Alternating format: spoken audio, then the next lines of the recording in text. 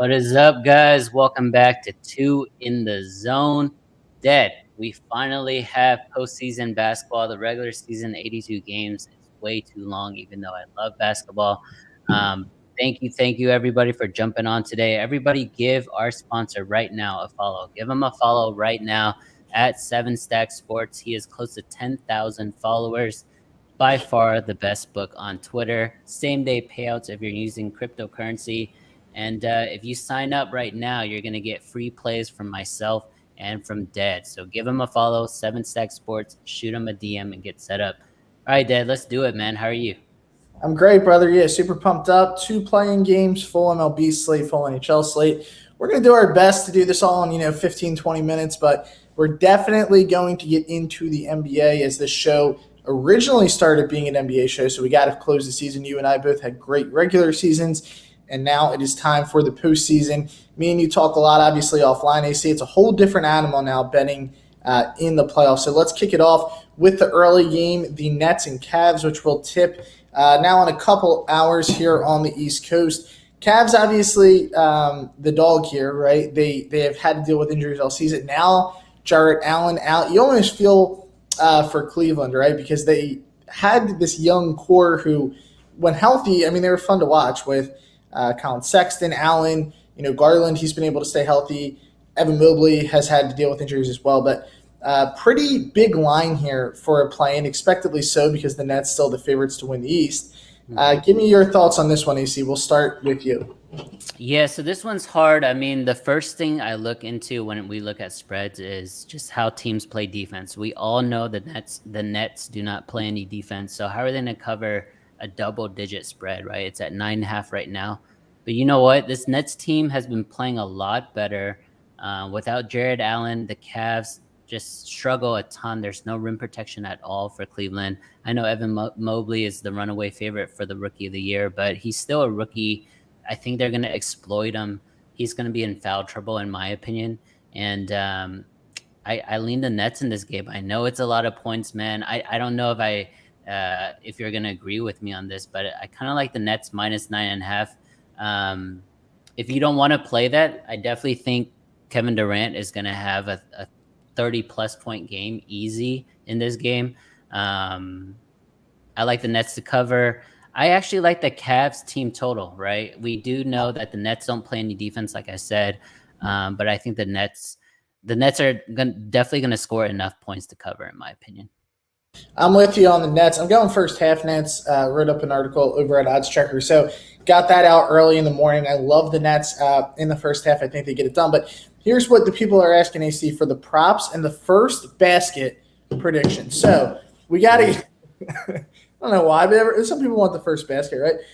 I'm going to go with a long shot here just because he's a former Sixer and he's the only player on the Nets.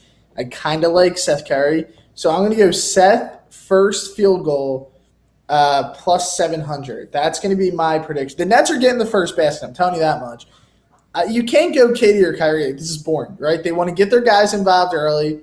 Give me a little Kyrie drive, kick out to Seth in the corner for the tray. So that's my first basket score. You have any sense on these the first? I'm gonna go even further out on the limb. I'm gonna go with a Cavs player. I think the Cavs are gonna get up 3-0 in this game. I think Lauri Markkanen is gonna hit a 3-pointer. What are the odds there? Do you have that in front of you? The odds for Lauri Markkanen. I like Lauri Markkanen. He's plus 1,000. Sorry, there you go. Plus 1,000 plus anytime first basket scored. My dog's destroying my pillow. I think that's a solid look. Just because you have to go something obscure, right? We can't be boring. All right, real quick, AC. Do you have any props on this one? I know you liked Kevin Durant. I was gonna go. I'm sticking with Seth Curry at 11.5 because when he gets hot. You got to watch out, right? He's one of the best shooters in the game when open. And I don't think they're going to stop Katie or Curry. I'm not saying that. But you have to make a, effort to try and give them more attention, which could open up Curry. That's 4 threes for him. I've seen him do that in a half in Philly. And I would argue he's their third scorer, right? Like with KD and Kyrie, pretty much it can fall to anyone after that. So I like Seth's over. And then I think an interesting prop could be Isaac Okoro over 6.5. This is a low number. It's at plus money. So those are my two props for that game. What do you think? All right. So a lot of people don't think about this when they look at the 7 to 8 play-in game. But let's say the Nets are up 20 in the fourth quarter, and the Cavs are like, you know what? We still have a home game on Friday if we lose this. So I think if it's a blowout dead, I think they're gonna empty the benches. So I'm looking at unders. I'm looking at player prop unders. So maybe like a Kevin Love under, because you know that he's not going to play heavy minutes in a blowout game. So I'm really, really banking on the Nets going out and taking care of business early and often. And then by the fourth quarter, the Cavs are going to be like, you know what, let's just go ahead and rest our guys and get ready for the next game, which is the winner of Charlotte and Atlanta. So give me unders on player props tonight. I like the angle there. You see with the blowout factor as well. So keep an eye out for those props. We love some props. You can find them on 7Stack Sports as well. So keep an eye for all of that action. My dog is making a mess in my apartment right now. I see that's why I had to leave for a second. All right, Clippers. No worries. Clippers and Wolves. This is a game I know we disagree on, and I hate because I don't like when we're not in alignment. But the good thing is there's always a silver lining. One of us wins. So the T-Wolves and the Clippers. AC, I'll go first on this one. I like the Clippers with the points solely because of this experience that this team has. A lot of people are like, how are you backing Paul George in the playoffs? I know that there's the narrative of Paul George kind of choking. This is my response. I think they're playing without pressure in this game because Clippers season looked dead, right? I didn't even think that they would be I didn't even think Paul George was coming back. Now they have a chance to go and advance into the postseason. I think this is going to be the most carefree we ever see Paul George play in the postseason. They have Marcus Morris Sr. I've talked about these guys with experience. Norman Powell, he's been part of some great teams in Toronto. So they have some championship DNA on this team. So give me the Clippers here. Yeah, so I hear you, man. I think the Clippers are, the better team in terms of playoff experience, playoff pedigree. Paul George, Reggie Jackson had an amazing playoff run last season. Norm Powell, Robert Covington, it just goes on and on. Marcus Morris, Luke Kennard is out. I think that's sneaky, a pretty big miss there for the Clippers. I just like the T-Wolves, man. They have the best offense. They've had the best offense all year long. They are the fastest paced team in the NBA. So I think the Clippers, to combat that, they're going to try to play really slow. The Clippers are trying to grind it out, play defense, things like that. But I think that's why they signed Patrick Beverley. I'm not a big Beverley guy in general, but I think he's made for teams that want to grind it out. And then once the Clippers get to a point where it's like, oh my gosh, like we're down by 10, it's towards the end of the third quarter, I think they're going to start picking it up. And I think that's going to play to Minnesota's hands. So I like the T-Wolves tonight, -3. I know it's a fishy line. It makes you want to put a lot of money on the Clippers. But I'm just going to, trust my read there, trust the better team throughout the season. I know Paul George is back. I know the Clippers are built for the playoffs. But in my opinion, they're more built for next year. I think anything they do this year is really icing on the cake. This is like the biggest game for Minnesota in the last 10, 15 years. That is true. That is true. They should have the fans behind them. Does Minnesota have good fans? Basketball? No. They did not. What goes on in Minnesota?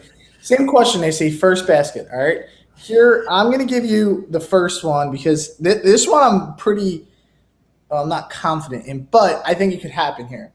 Zubac here gets a little tip in to start the game. Towns isn't a great. Look at that! I like it.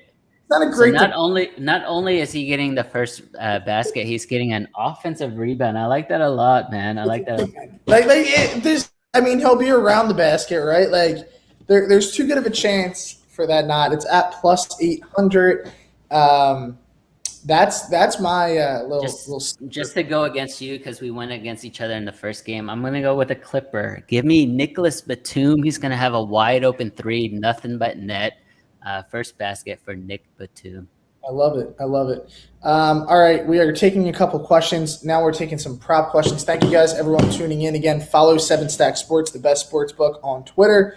They are so close to 10,000. I'm not giving away the giveaway, but it's coming, and when it does, I know everyone's going to be we can't tell them what it is, but there's a big giveaway coming when he hits 10,000. So if he hits 10,000 tonight, you guys are going to see it tonight. So help him get there. I believe he's 4 or 5 followers away. Don't unfollow. Make sure you guys give him a follow. Hit him up. Best in the business. -1 baseball lines AC. Everyone keeps asking me. That's where we get them, right? At 7Stack Sports. Really quick, another prop I like. People in the chat really into props tonight. Marcus Morris Sr. over 13.5 points at -120. I love that prop. Okay. Piggybacking on that, I like Marcus Morris over 1.5 3-pointers. I think he's going to have at least 3. So give me the over 1.5. I think this is going to end up being, like I said, a run and gun type of game. Clippers are going to try to slow it down, but they're going to get down and they have to speed it up. So I think it's going to be a lot of open shooting. So give me Marcus Morris. I think we finally have like the defining moment in Karl Anthony Towns' career tonight, man. I think we see like a 40-point game from Towns. This is his breakout game. Yeah. Okay, I could see it. I mean, I don't know. My thoughts on this one are, well, you know how I feel about the actual game, but if the T-Wolves get there, right, I think, yeah, he's going to have to go crazy. I like Towns' props in this one. Like you're saying, I think Zubac's he's more of a rim protector. Like, can he guard Towns on the perimeter? I don't think so. Because Towns can take him off the bounce. Towns self-proclaimed himself as the best big man shooter ever, and that's disrespectful to your boy Dirk, right? Dirk confirmed it, though. Dirk confirmed it. But that's Dirk being Dirk. Like, he's never going to say humble, that he's himself. Yeah, he's super humble. That's why he's the GOAT, man. He's the GOAT. Little Dallas love there. All right, those are the NBA games, AC, that we had to get through. A little sad time of the year, right? Because the NBA is ending and we've been killing it. But it's also super exciting because these playoff series. Do you want to touch a little bit here on the games tomorrow? Because we do not have a show tomorrow. That's a great point. That's a great point. Give me Atlanta to the moon. Atlanta to the moon tomorrow. I think that they take care of business. I know it's super, super public, but I think they are getting healthier. And we know heading into the season, we know how good Atlanta is in Atlanta. So I like the Hawks. And then that second game, I'm going to surprise some people here. I think the Spurs get it done, man. Wow. Yeah. That was our team all year, though. Like we have to stay loyal, right? Yeah. To them. I agree. So I'm opposite of you on.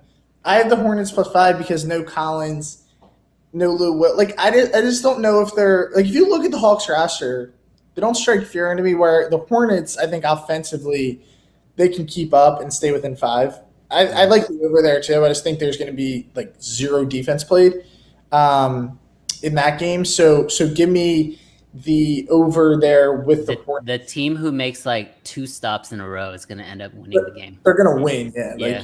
That's a very good point. That whoever can get a couple more stops definitely holds the advantage there.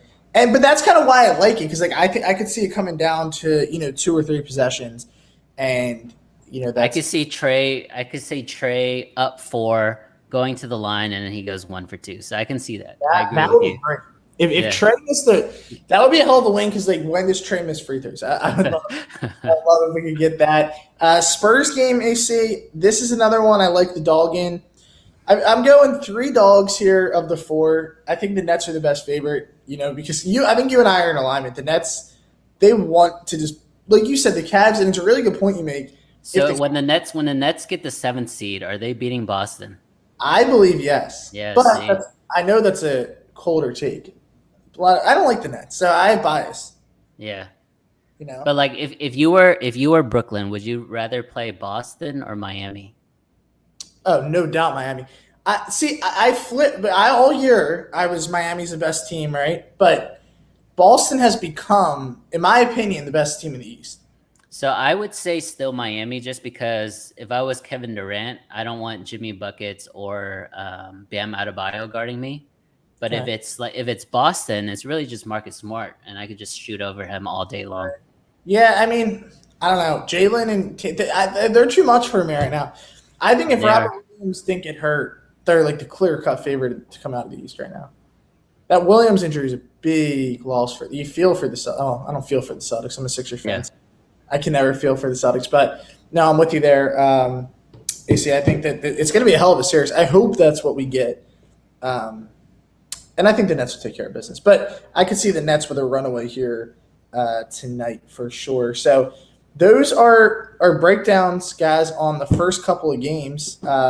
Is there any MLB pick, AC, you wanted to sneak in and share? I don't know if you've attacked the slate yet. Real quick, we have a lot of people just in the chat saying MLB ? So we're trying to find something. Yeah, there's a few home favorites that I like tonight, and you tell me if I'm wrong or right here. I think the Yankees get it done. They got Offered yesterday. They scored 0 runs last night. Really, really embarrassing.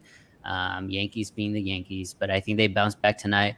And then my guy, Texas Rangers, I think they get it done. They are a bigger favorite, -150, but I think they'll take care of business. They're 1-3 on the season against the Rockies, who are out overplaying. They're 3-1 themselves. I think they get back to normal here. So give me the Rangers tonight as well. What happened yesterday with the Rangers, man? Listen how bad this. I hopped on them +1.5. Just listen to how impossible. That's terrible. They're winning by 2, right? And then it looks like they're going to lose by 1, 2 outs. Twitter mushed it, dude. Why? And then Willie Calhoun hits a homer to put it into extras. Then it looks all right, 5-4. Rockies hit a homer with 2 outs. And then I'm like, all right, we win. Bad throw. They take the run away. That was wrong. But all right, so my MLB one that I'm in alignment with you. Maybe this will be a Stacks collab. I took Rangers -1 since Stacks is offering it. We have to show. Let's do it. Collab. I know Stacks is celebrating right now. He's a big soccer fan. His team is Real Madrid. They just won, so let's hit up Stacks right now. Get a huge collab out for the Rangers. All right, and now our best bets of the night, AC. Don't have to do NBA. Don't have to do MLB. Can do whatever. You won or I won. So I will kick us off with the best bet for Stacks. I'm going to stick it there. I'm going to go Rangers -1. Okay. Because we're feeling that one. So that's going to be my bet. I like that one. I'm going to go to hockey, guys. I'm going to switch it up, go to hockey. Give me VGK tonight. They're on the road. It's a must-win for them. They're sitting outside of the playoffs. They have to win this to even have a shot in the wild card. Playing Canucks, who's a bad team. So give me VGK -135, 140, depending on the book. All right. Love it, guys. Thank you so much, everyone, for sticking with us for this Tuesday edition of 2 in the Zone. AC, I don't know if you know this. You might not have been keeping track, but we are now 5 episodes away from episode 100, which will be 2 weeks. So we're getting there. We appreciate everyone who always tunes in. Give some love. Again, shout out to our sponsor, 7 Stacks Sports. Give them a follow. Best sports book on Twitter. We will see you guys on Thursday. All right. Later, guys.